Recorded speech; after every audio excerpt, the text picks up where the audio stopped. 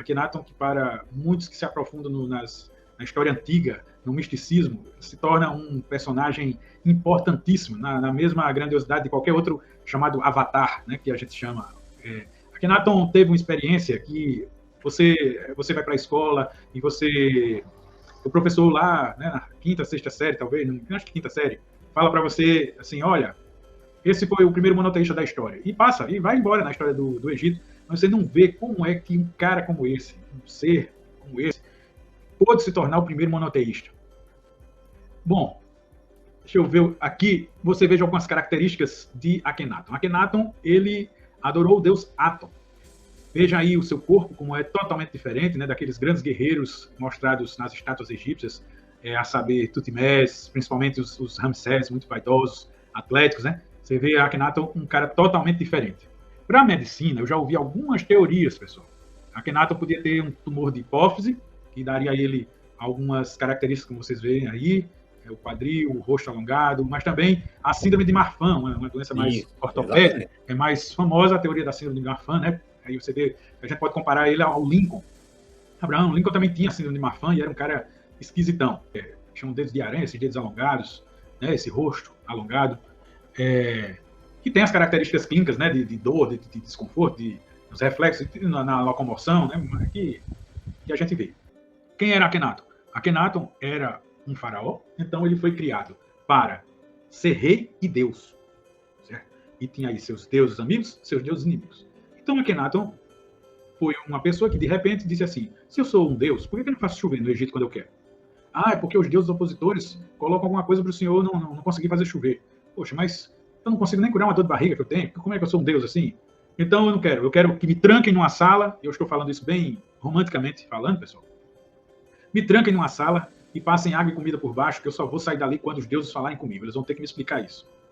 E esse homem vai, passa alguns dias, e quando este homem sai, faz a maior revolução religiosa conhecida na história da humanidade. Ele manda destruir todos os deuses, acabar com o culto de Amon, né, e de todas as outras divindades. Olha, não, você estava lá e o único que veio falar comigo era um deus que era uma luz, e ele era infinito, e por isso nós vamos adorar ele, e eu chamei ele de Aton. E então, essa figura aqui seria, para os arqueólogos, uma adoração ao Sol. Um curioso Sol representando seus raios só aqui para baixo, não em todas as direções, né, que vão encher os olhos aí dos ufólogos, hein, Carlos? Né? Mas está aí, né? Para nós seria uma sonda, né? Mas está aí ele exaltando seu deus Aton. Lembrem daquele povo fantástico que em algum momento chegou na África, né? E fez o Egito passar de uma terra de tribos nômades isoladas que competiam entre si, numa civilização, vamos dizer assim, da noite para o dia. Uma das civilizações mais incríveis que a história já registrou. Esse povo teve grupos étnicos e foram os primeiros reis. Agora a gente sabe que, não muito depois, os reis divinos já não estavam no poder. Então, se você pegar reis famosos, pessoal, reis como Tutmés, reis como Ramsés, já citados aqui, né, o próprio Sete, são reis que a gente chama de bárbaros, de povos invasores. Eles já não eram a linha, vamos dizer assim, sanguínea dos reis divinos. O que se acredita na tradição antiga é que essa linhagem foi mantida até mesmo fora do culto de Amon. Entendeu? Então, resta saber se a teoria aí dos crânios alongados em qualquer parte do mundo era uma coisa que é defendida, né, que era uma coisa provocada, mas resta saber se nos tempos de Akhenaton essa era uma questão ainda baseada nas alterações genéticas do grupo étnico original que chegou no norte da África. O que se defende, então, é que Akhenaton foi o retorno de uma linhagem, ou pelo menos de um pensamento, de uma linhagem perdida, né, no Egito, considerada divina por alguns daquela sociedade ali que mantinha as velhas sabedorias, os velhos conhecimentos e as velhas formas de pensar. Pois esses primeiros reis divinos, esse povo que chegou no norte da África, seriam realmente os primeiros monoteístas. Então, na verdade, Akhenaton estava resgatando uma velha sabedoria, mas ele foi destituído, né, foi morto pelo general. Ele chegou a criar a cidade de Amarna, né, a cidade de Aton, né, e as ruínas de Amarna você pode visitar, é pertinho, no sul do Cairo, e Orenheb foi o general que o destituiu. Depois também foi traído, entrou uma nova linhagem de faraós, mas também considerados bárbaros. Então, eu não sei até onde aquelas explicações políticas que a gente vê em alguns documentários do Discovery, do History, alcança realmente a essência desse homem. uma luz numa escuridão brutal, cara, primitiva, entendeu? Vem e é, claro, atribuído por muitas pessoas hoje como um alienígena, como alguém especial, mas é realmente uma luz. Existem essas lamparinas, sabe?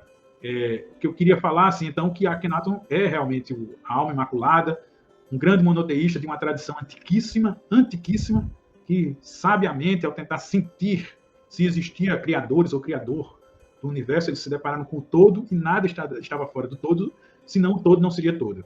Né? Então, ao chegar nessa concepção de algo sentido, né, mental, constatado, evidenciado, mas através do sentimento também, Akhenaton teve condição de trazer uma velha tradição monoteísta, única, verdadeira e assim, antiquíssima. E trouxe para nós o Voz Confio, que eu te digo, na nossa vida moderna ainda serve muito, cara. Não tem nada que não seja utilizável.